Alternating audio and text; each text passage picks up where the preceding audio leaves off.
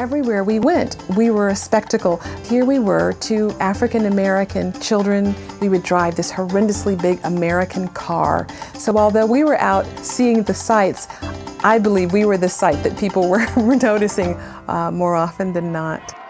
Some of the most life-changing experiences occur when we move to post-war countries. Joan and Bill moved to Germany shortly after World War II.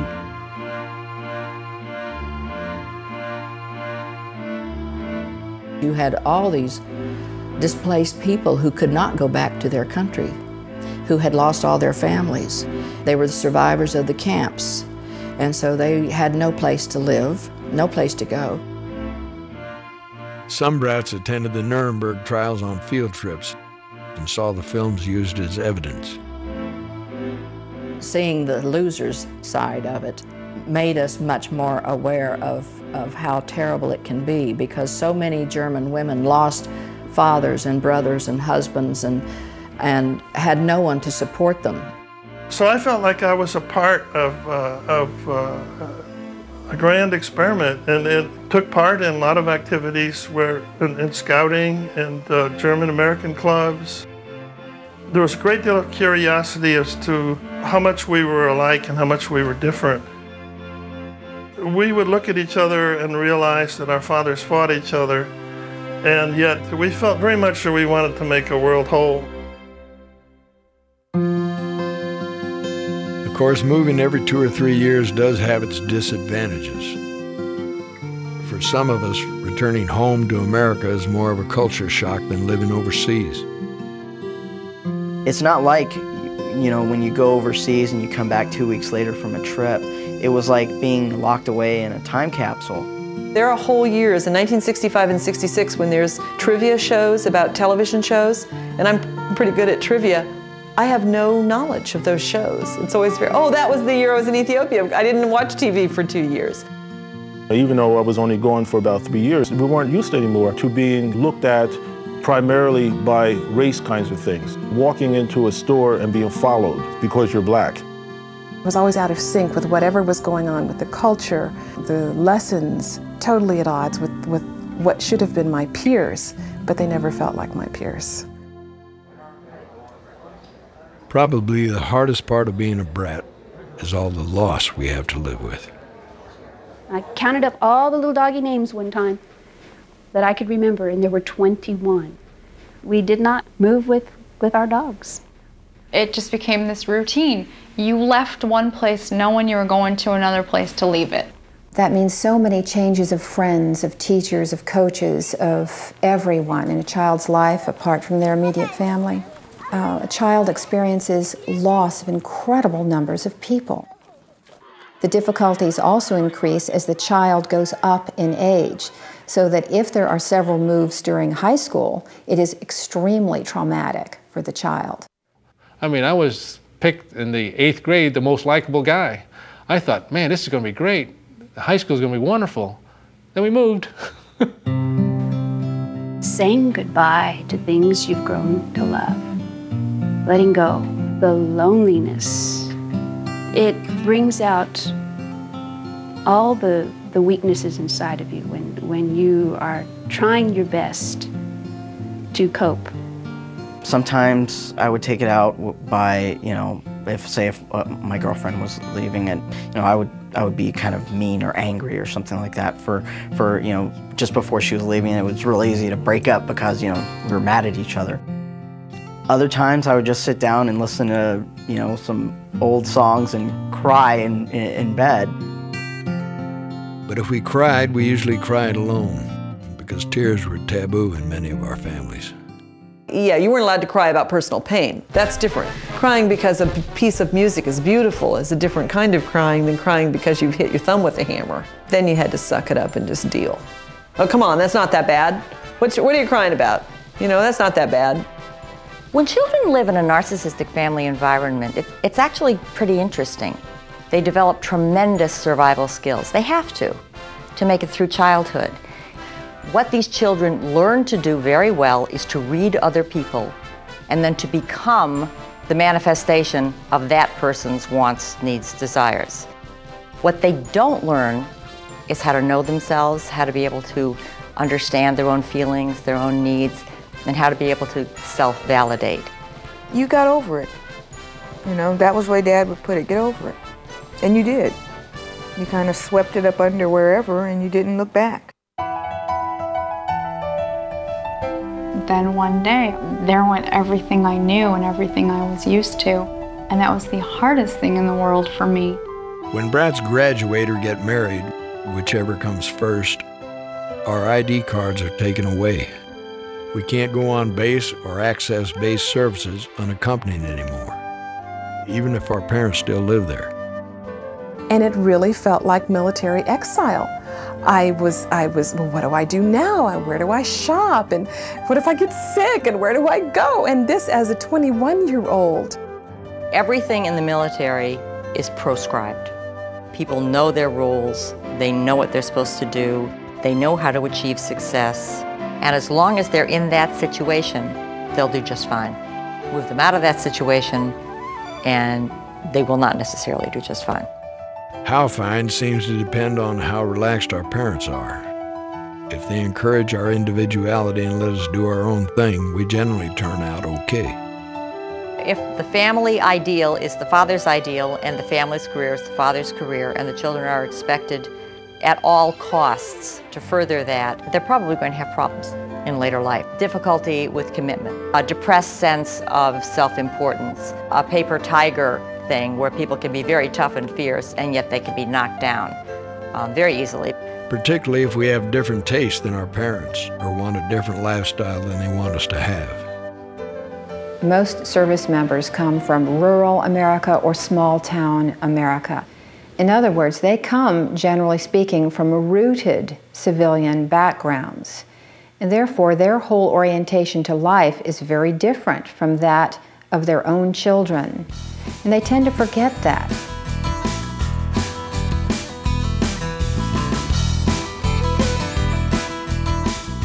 Other legacies of growing up military appear almost universal. Any chance I can get to leave the United States and go someplace else and bask in another culture or a different culture, I'm gone. And I just give me a plane ticket, you know, and I'm out of here. I get what I call antsy or stir crazy. I just can't be somewhere for so long where I'm in this routine day in and day out. I have to have change or I'll go nuts. Because we move so much, brats often have excellent social skills. We can go anywhere, talk to anyone. What we have trouble with is permanence. I've heard them periodically talk about the 3-year itch, wanting to move every 3 years in their life, and really seeing moving as an option of getting out of a bad situation. My interests only last as long as the businesses are growing and expanding and developing. Once they reach a steady state, I lose interest and my mind starts to wander and go other directions. And does this apply to people as well? Once it gets to a steady state, you want to move on? I'd have to be honest and say yes. Some of this is a self-protection device. Because what we've learned is that loss is inevitable. The longer you know someone, the more you know it's coming soon, that you're going to lose that person. Keeping a safe distance lessens the trauma of that. And it also, if you keep thinking of the next place you're going to go, rather than what you've got to do. I mean, to make a friend, it takes work. You open yourself up to vulnerable spots. Somebody's going to really get to know me, and what do I know about myself that I want to tell anybody? I'm never going to see you again, so why am I going to bother? The consequences of that is they tend to continue moving throughout their life, or they go the other direction and never want to leave. They hold on to all their stuff that they've had, and they surround themselves with their stuff. The fact of the matter is that military brats don't belong anywhere. We can't even go back to a base and feel we belong there. There's no one there anymore who knew our families or who knew us. But that doesn't mean it's all a tragedy. I think that it makes us very interesting people, as a matter of fact, because we're constantly working to incorporate elements of belonging in our lives. Buying a very old house, converting to an ancient religion, the tendency to choose as a life partner someone who grew up in only 1 or 2 houses. On top of that, you can find the benefits to not belonging. That not belonging is a state in itself, and it has the advantage of your not being overly invested in any particular group, and that gives you freedom. It's freedom to move around among different groups, and it's the freedom to forge connections between groups that might not otherwise make that connection. I will fight and I will die for freedom, up against an eagle or a bear.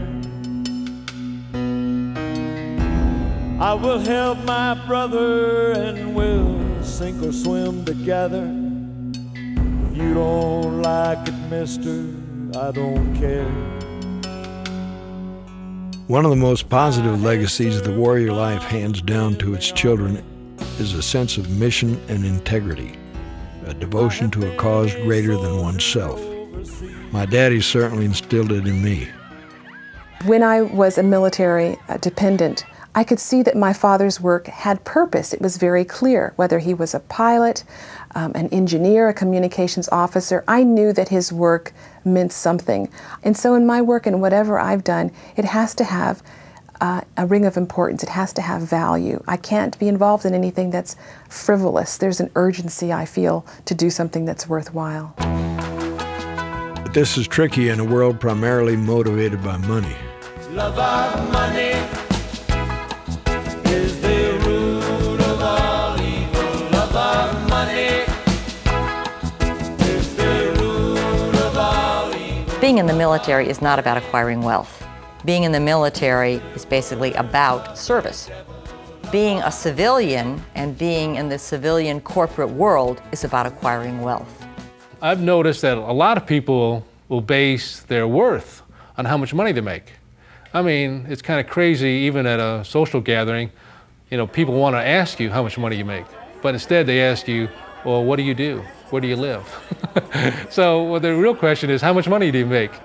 Money's important because you need it to pay the bills, but it's not my main motivation for anything that I do. Brats also tend to be open to other cultures, other religions. We know what it's like to be outsiders. Well, you know, I'd have some people come in sometimes over in the Gulf and say, oh gosh, we got to solve this cultural problem. See, the Arabs think this way, we think that way, and we've got to prove to them, well, we're right.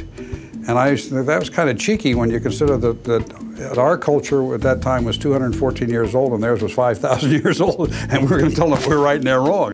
I pledge allegiance to every human being I ever run into anywhere. You know, I support everybody's rights, not just America's rights.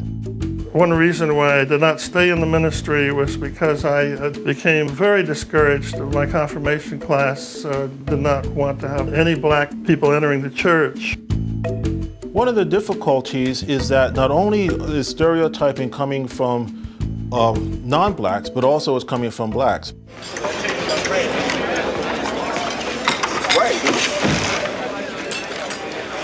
What you doing, man? Eating lunch. I see you eating lunch. Why you eating over here? Why don't you go over there eat with your people? Man, I don't have any people. I'm with everybody, Julius. Yeah, he's just a light-skinned brother. Yeah, and I'm a dark-skinned cracker. I've absolutely been accused of acting white by different individuals that are part of different Hispanic communities. And I consider that an enormous insult to my character, simply because you shouldn't have to act any way just because of your culture or your ethnicity or your race or any of that. You should just be exactly who it is that you are.